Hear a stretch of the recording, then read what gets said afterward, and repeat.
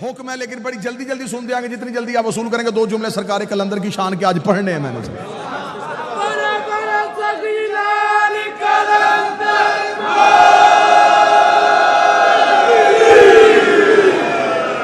गलत तारफ करवाया तुमने किसी का कि ये अली के तो दीवाने थे, ये मलंग होते थे, फकीर होते थे, गलियों में फिरते थे। गलियों में फिरने वालों का नाम नहीं। आओ मैं तुम्हें बताऊं, जिसके पास आले मोहम्मद की मोहब्बत हो, अमाल खुद उसका तवाफ करते हैं। वल्लाबा हुसैन, मैं मिंबर की बुलंदी पे कह रहा हूं, हरफों का सामन होके कह रहा हूं। अगर किसी के अंदर आले मोहम्मद के बुग़्ज़ की निजासत हो, जितनी मर्जी इबादत करे। ऐसा ही है जैसे शराब के गिलास में पानी, बर्तन निजस हो, पाक चीज भी डालो नापाक हो जाती है।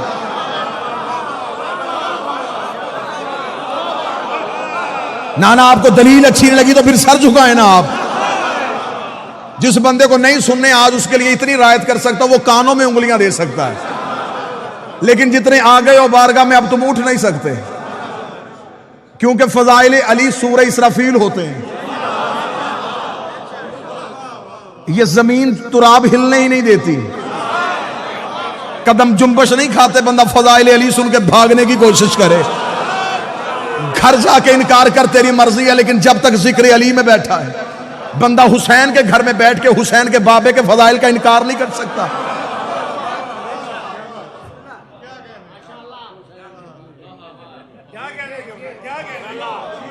फजीलत का इनकार नहीं। इन ये अस्माए जिन्हें लोग समझते हैं ये फकीर हैं, ये मलंग हैं, ये दीवाने थे अली के नौकर, बस शियों ने पकड़ लिया। बहलोल दीवाना, कलंदर दीवाना, फकीर। मैं तुझे बताऊं इनकी मार्फत क्या थी। वक्त के फकीर का नाम था शाह हुसैन। दुश्मन की साजिश है कि उस्मान मरवंदी नाम था, शाह हुसैन नाम था। इब्राहिम कबीरुद्दीन इब्राहिम मुजाब का बेटा। जो जवान बैठो, इब्राहिम मुजाब आज भी हुसैन के पहलू में सोया हुआ है। इब्राहिम मुजाब उसे कहते हैं, मुजाब कहते हैं जवाब मिलने वाले। ये कब्र हुसैन पे जाता था, हुसैन की जर्री पे जाकर था सलाम अलैका या बना रसूल अल्लाह, रसूल का बेटा तुझ पे सलाम हो। कब्र से हुसैन बोल के जवाब देते थे अलैका सलाम या इब्राहिम। सिर्फ इब्राहिम नहीं सुनता था, जितने लोग हरम में नमाज पढ़ रहे होते थे सारे जवाब सुनते थे। अरब वालों ने इसका नाम रख दिया इब्राहिम मुजाब। ये वो इब्राहिम है जिसे हुसैन जवाब देता है। एक दिन सरकारी हजरत इब्राहिम मुजाब कब्र हुसैन पे बैठे हुए थे। हुसैन की कब्र पे जाके सलाम किया। सलाम करने के बाद बादशाह हुसैन को सजदा किया। इमाम हुसैन की आवाज आई, जा इब्राहिम वापस चला जा, मैं तुझे एक बेटा अता करूंगा, मैं तुझे एक बेटा अता करूंगा, मैं तुझे एक बेटा अता करूंगा जो जाफर तैयार के परों का सदका पर पाएगा और जन्नत में परवाज करेगा, जमाना उसे शहबाज कहेगा। इतना कहना था, मैं तुझे वो बेटा अता करूंगा, मैं वो बेटा अता करूंगा। मौलवी जहां लेके मैं सर पे कुरान रख के उससे पूछता हूं, हुसैन ने कहा मैं तुझे बेटा अता करूंगा। अताएं पैदा नहीं होती, अताएं नाज़िल होती है। अब मुझे बोल के बता, जिनके घर का कुत्ता नाज़िल होता हो वो 14 पैदा नहीं होता।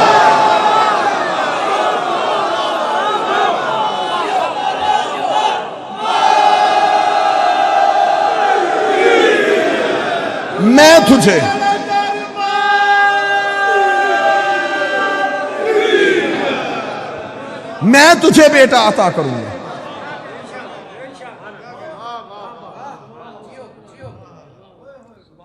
सुल्तान दौलतपुर का नवासा, नाम शाह हुसैन, मरवंद से रहने वाला दौलतपुर पहुंचा। दौलतपुर पहुंचा, शाह जमाल मुजर्रद की बारगाह में पहुंचा। अब साथ मेरा देने आना जितने कलंदरी दीवाने बैठे हो। शाह जमाल मुजर्रद की बारगाह में बैठा। 7 वक्त के 2 फकीर थे, जलालुद्दीन हैदर सुरखपोश, नकवी बुखारियों की जद, साद बाबा फरीद। शाह जमाल मुजर्रद की बारगाह में पहुंचा तो वहां तेल ककड़ा गर्म था। 12 साल से तेल तप रहा था। मन्नत वाले आते थे, अपनी मन्नत मानते लकड़ियां जला के चले जाते थे। तेल ककड़ा गर्म था। कलंदर आया, कलंदर ने अपने दोनों टांगे आग के नीचे की। शाह जमाल मुजर्रद ने कहा टांगे बाहर निकाल, मैं तेरे ही इंतजार में बैठा था। कलंदर ने कहा है मुझे मुर्शिद ने तेरी बारगाह में भेजा है। इतना कहना था, उसने कहा फकीरी लेने के लिए आया, तुझे तेल के कड़ाहों में जाना पड़ेगा। अब शरीयत के पाबंद बंदों से मैं माफी चाहता हूं, मैं थोड़ी इश्क की बात करने लगा हूं। जहां शरीयत रुक जाती है वहां इश्क की परवाज शुरू हो जाती है। आओ मैं तुम्हें इश्क की एक परवाज करवाऊं। कहने लगा यहां तेल के कड़ाह में छलांग लगा, फिर मैं देखता हूं तुझे फकीरी देनी है या नहीं देनी। इतना कहना था, या नकवी बुखारियों की जद शाह जलालुद्दीन हैदर सुरखपोश ने कदम आगे बढ़ाया। शहबाज कलंदर ने बाबा आदिल शाह जी जाके हाथ पकड़ के पीछे किया। पीछे का क्या, तू ना जा, तेरी पुश्त में 1.25 लाख फकीर है। तो नकवी बुखारी की जद है, मैं आगे बढ़ता हूं। कलंदर कहते उसे हैं जिसने शादी ना की हो। शहबाज कलंदर आगे बढ़े और तेल के कड़ाहों में छलांग लगा दी। तेल के कड़ाहों में छलांग लगा दी। अब किताबों की रवायत है, कोई कहती 2.5 महीने, कोई कहती 1.5 साल। जिसने ज्यादा लिखा उसने कहा 13 साल तेल के कड़ाहों में गरम रहे और वहीं पे मगर रहे। आखिर शाह जमाल मुजर्रद ने कहा निकला, अब तू लाल हो गया है।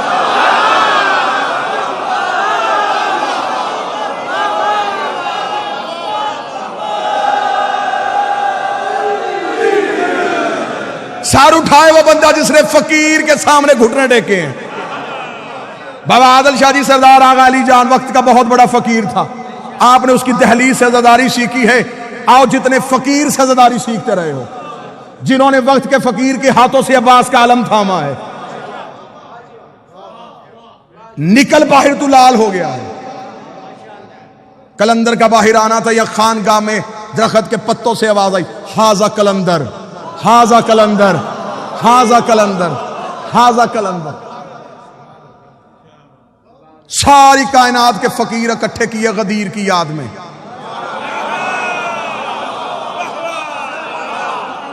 अब मेरा दिल कह रहा है कि जो यहां हो और यहां से जाना चाहते हो, तुम जाओगे जरूर। आओ अपने अकीदे के घोड़े को तेज करना और मार्फत की जीन डालो। आओ मुवद्दत की वादी में कहीं जाके गुम हो जाए। कायनात के फकीर इकट्ठे किए गए। कलंदर के सर पे फकीरी का ताज पहनाने का वक्त आ गया। कलंदर के सर पे फकीरी का ताज रखा। कलंदर के सर पे सारी कायनात के 1.25 लाख फकीर इकट्ठे थे। कलंदर के सर पे फकीरी आई। कलंदर के सर पे कलंदरी का ताज आया। कलंदर ने अपने बाजुओं को देखा। देखने के बाद तोला। तोलने के बाद कहा हुसैन ने तो कहा था कि पर दूंगा, हुसैन ने तो कहा था पर दूंगा। इतना कहने के बाद कलंदर ने परवाज की, पहली परवाज की। कलंदर ने पहली जस लगाई। 1.25 लाख फकीरों ने उड़ता हुआ शहबाज देखा। आवाज दे के लगा, जा कहा रहा, बता तो सही तू है कौन? फरमाया हैदरियम।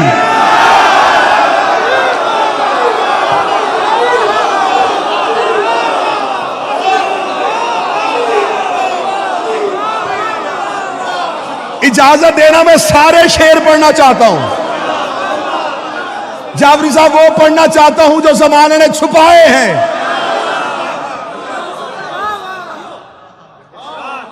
अब उस बंदे की मजबूरी है, वो बंदा फंस गया जो आज आ गया। अब यहां से छोड़ू, शायद कल हम आधे रह जाएं। जो आए हो तुम तो लेके जाओ, मैं तो वक्त के इमाम के सामने शर्मिंदा ना हूं। कलंदर ने परवाज की, पहली परवाज की, पहली जस्त लगाई। 1.25 लाख फकीर की आवाजें कौन है? फरमाया हैदरियम, कलंदरम, मस्तम। अगली परवाज की उन्होंने कहा अपना तारफ करवा, बंदाए मुर्तजा अली हसन। 1.25 लाख फकीरों ने हाथ बांध के कहा हमें यहां छोड़ के खुद कहां जा रहा है, हमें यहां छोड़ के खुद कहां जा रहा है। कलंदर ने अगली परवाज देगा, हादिए सालिकान इरफानम।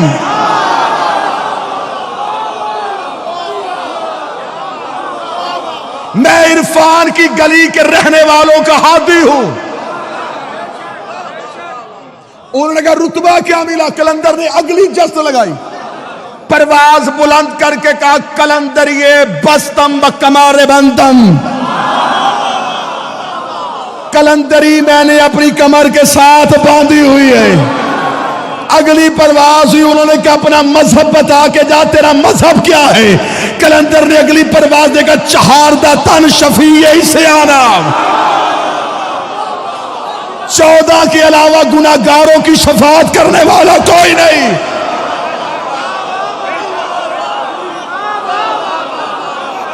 चहारदा तन शफी इस्यानम, 14 के अलावा गुनाहगारों की शफाअत करने वाला कोई नहीं। फकीरों की आवाज है, ये अकीदा किसने दिया?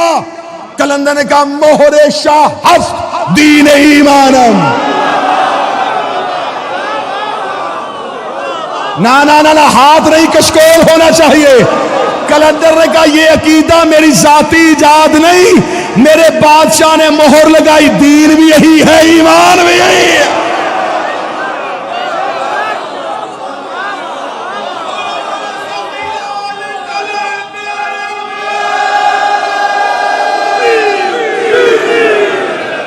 कहां गए वो बंदे जिन्होंने कहा था कलंदर सुनाए? अब सर नीचा नहीं करना, सर ऊपर करना। अगर पूरा कलंदर सुनना चाहते हो, आओ मैं तुम्हें कलंदर के शेर सुनाऊं। उन्होंने कहा तू इबादत किसकी करता है? कलंदर ने अगली परवाज दे के कहा रोजो शब मन हमी ख्वानम, रोजो शब मन हमी ख्वानम, रोजो शब मन हमी ख्वानम। मैं दिन और रात एक ही बात करता हूं। उनका कौन सी? उसका बगैर चहारदा नामी दानम, मैं 14 के अलावा किसी को जानता ही नहीं।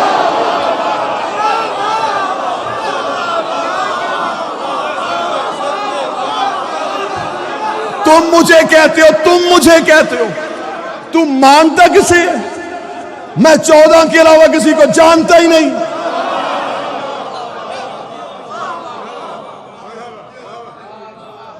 अगला शेर यहां रुका हुआ कि बड़ा हुक्म फरमाए, उगलू या निगलू? कमजोर दिल वाले अफराद से माजरत। बाबा आदर शाह जी जितने सही बैठो, सही जगम साहब इजाजत दीजिएगा। मैन साहब अगला शेर कलंदर का ना हो, अगला शेर कलंदर का ना हो। कलंदर मुझसे जुबान छीन ले, लहजा छीन ले, लफ्ज छीन ले, कल वाला दिन मजलिस पे आ ना सकूं, कलंदर मेरी जुबान गूंगी कर दे। इतनी बड़ी बद्दुआ कोई नहीं देता। अब इतनी बड़ी बद्दुआ अगर मैंने अपने आप को दी है, अगर तुम में से कोई शक करे, मैं बोल ना सकूं, वो सुन ना सके, आइंदा के बाद मौला फिर अगर उसका कान, उसकी बसारत अगर कुछ भी फजाइल अली का देख नहीं सकती, सुन नहीं सकती, फिर वो कुछ सुने ही ना। इतना कहना था या 1.25 लाख फकीरों की आवाज आई, कलंदर हमें इतना तो बता, इतना तो बता, तेरा अकीदा क्या है, तेरा अकीदा क्या है? कलंदर ने अगली परवाज दे के कहा मम बगैर अली ना दानिस्तम, मैं अली के बगैर किसी को नहीं जानता। अली अल्लाह अजल अवल गुफ्तम, मैं पहले दिन से एक ही बात जानता हूं, या अल्लाह है या अली है।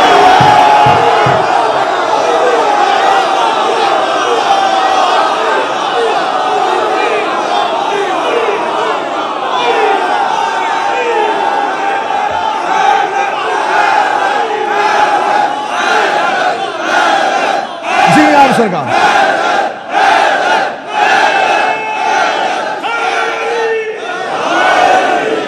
बस बस जो यहीं पे गुफ्तगू तमाम करते कलंदर ने परवाज़ें शुरू की। कलंदर ने कहा हैदरियम कलंदरम मस्तम बंदाए मुर्तदा अली हस्तम चहारदा तन शफी ये इसयानम मोहरे शाह हस्त दीन ईमानम बगैर चहारदा हस नामिदानम रोज़े अल्लाह अल्लाह अज अवल गुफ्तम। ये कह के कलंदर परवाज़ें बढ़ाता गया, बढ़ाता गया, बढ़ाता गया, बढ़ाता गया।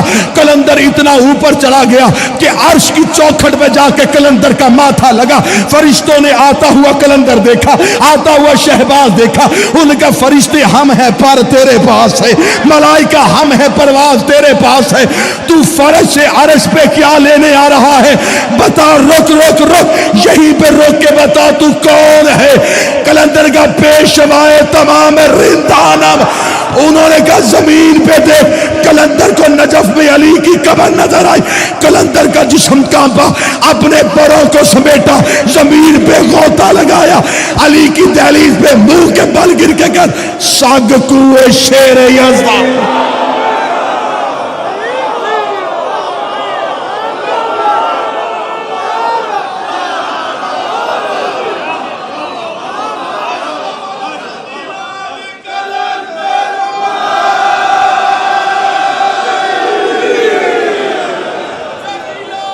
बिस्मिल्लाह सरकार।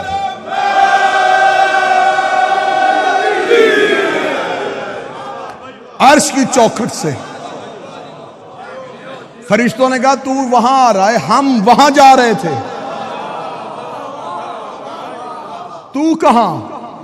कलंदर ने कहा मैं तो परवास पे हूं। उन्होंने कहा जमीन पे देख। जमीन पे चमकता हुआ दुर नजर आया, नजफ में अली का रोजा नजर आया। कलंदर का जिस्म कांपा, परों को समेटा, जमीन पे गौता लगाया, दहलीज पे गिर के तो सग कुए। दर का नहीं, गली का।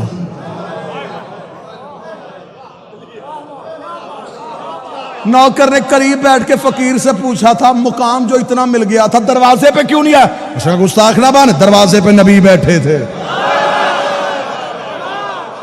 मैं गली का।